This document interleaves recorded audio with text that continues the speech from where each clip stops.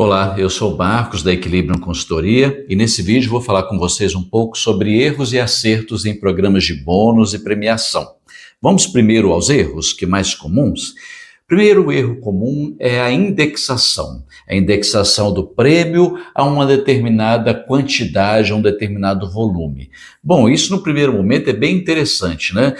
As empresas nascem, precisam ter uma curva de crescimento rápido, então ela paga um prêmio por unidade produzida para uma equipe de produção ou por unidade vendida para uma equipe de vendas.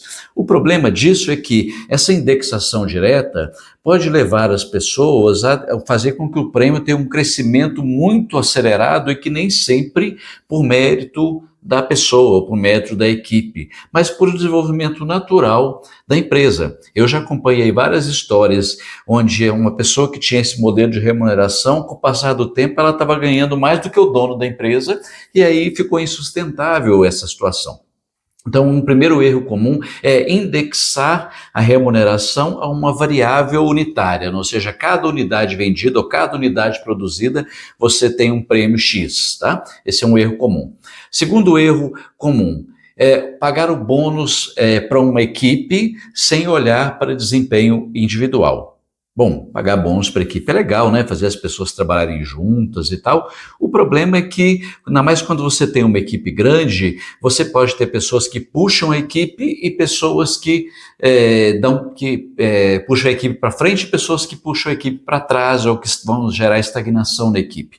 E aí isso gera uma situação irregular, né? As pessoas que estão puxando a equipe começam a se sentir desconfortáveis porque estão levando as outras. Então, não é nem sempre é um bom caminho você pagar um prêmio para a equipe sem olhar para desempenho individual. Terceiro erro comum, intermitência da premiação. Você faz um prêmio num mês, depois esquece, passa 2, 3 meses, passa um tempo, não tem mais o prêmio, você estabelece ele de vez em quando, e aí você não tem uma frequência com esse tipo de bonificação, né? A equipe não se acostuma com esse tipo de trabalho, não há uma regularidade no pagamento. Isso também, muitas vezes, não vai levar a um bom resultado do programa. Quarto erro comum, metas que são fixas, que não evoluem ao longo do tempo e que muitas vezes até começam com uma certa dose de desafio, mas depois começa a ficar uma meta que você já sabe que vai bater todo mês, né? Ou eu já vi situações onde a meta é tão inatingível que ela nunca é batida. Ambos os casos são ruins. Quando a meta é muito fácil de ser alcançada ou deixou de ser desafio, a remuneração variável passa a ser considerada praticamente fixa, a equipe já conta com ela, né? E quando a meta é inalcançável, também a equipe já nem espera que vai receber aquela premiação. Outro erro comum.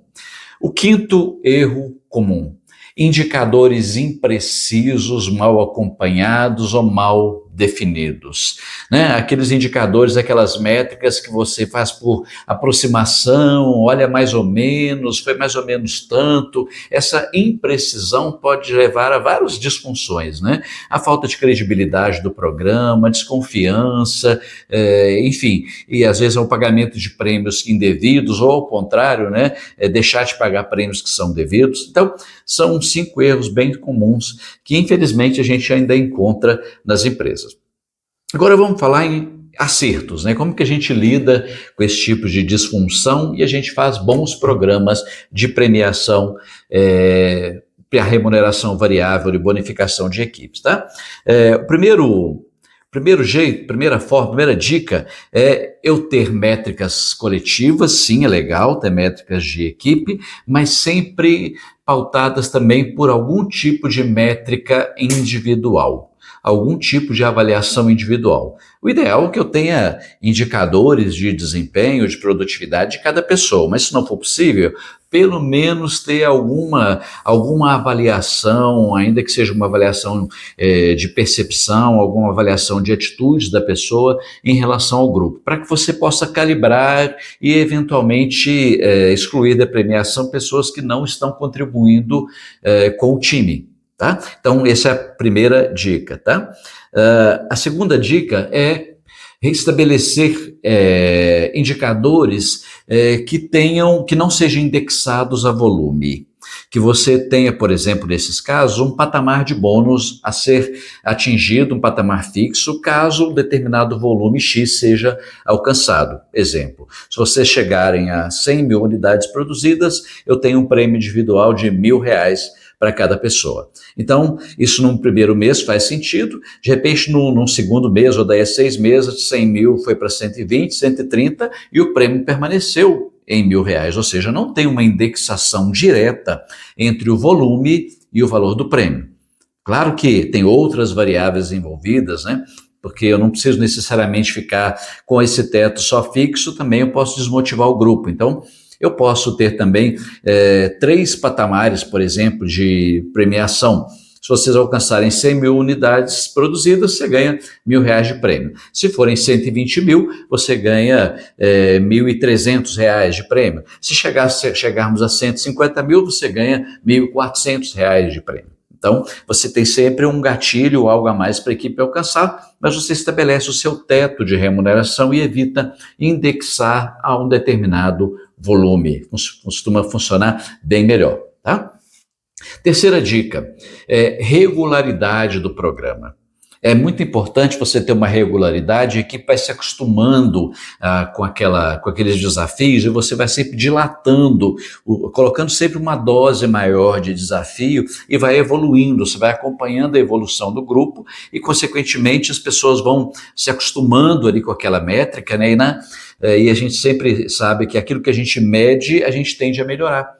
Então, se eu tenho uma regularidade de medição e uma regularidade de pagamento, eu naturalmente tendo a evoluir o desempenho do meu time, tá? Quarto ponto, né, que conecta com esse terceiro, com essa quarta dica, conecta com a terceira. A meta ser inteligente. Meta inteligente é uma meta que ela tem uma boa dose de desafio para as pessoas, mas que ela é atingível. Tá? E essa meta ela vai se dilatando aos poucos à medida que há uma evolução do grupo, ela não vai ficar estagnada e ela também não vai subir demais. É uma meta que vai levar o nosso time a sempre ir continuamente crescendo. Evidentemente, você vai ter que considerar o contexto externo, em alguns momentos o time vai crescer mais por conta de algum fator externo ou até mesmo interno, por conta de alguma ação de marketing que a empresa estiver fazendo, por exemplo, que aumenta o volume de venda, volume de produção. Então, considerar esses fatores, mas via de regra, a meta precisa acompanhar esse contexto e precisa sempre representar uma evolução. E a quinta e última dica de como fazer bem esse programa é investir em boas métricas. Escolher bons indicadores. E hoje em dia, cada vez mais, a gente tem facilidade em apurar indicadores, em criar novos indicadores, né? A gente tem diversas ferramentas, inclusive a gente tem muita coisa em inteligência artificial para nos ajudar, tanto a identificar indicadores quanto a implantar indicadores. Então vale a pena investir em medição. Se você tiver um bom portfólio, um bom pacote de indicadores e criar métricas inteligentes, está sempre acompanhando essa evolução do indicador, né, e indicador preciso, que gere transparência, credibilidade, tudo isso vai fazer com que o programa fique mais robusto, fique mais consistente. E é isso que a gente precisa, né? Implantar um programa de bônus e premiação pode ser um tiro no pé, se não for bem feito. Né? Algumas pessoas já me perguntaram: o que você acha de um programa de bonificação? Eu implantei tal coisa para minha equipe, o que você acha? E eu costumo dizer: olha, se não for bem pensado, bem trabalhado, melhor não implantar, pode ser um tiro no pé. Agora, por outro lado, se você quiser implantar um programa e bem feito, nossa, ele pode dar muito retorno, pode ser muito legal, e é muito legal para a empresa e muito legal para as pessoas, pode ajudar todo mundo a subir de patamar de produção e de ganho, e aí vale muito a pena.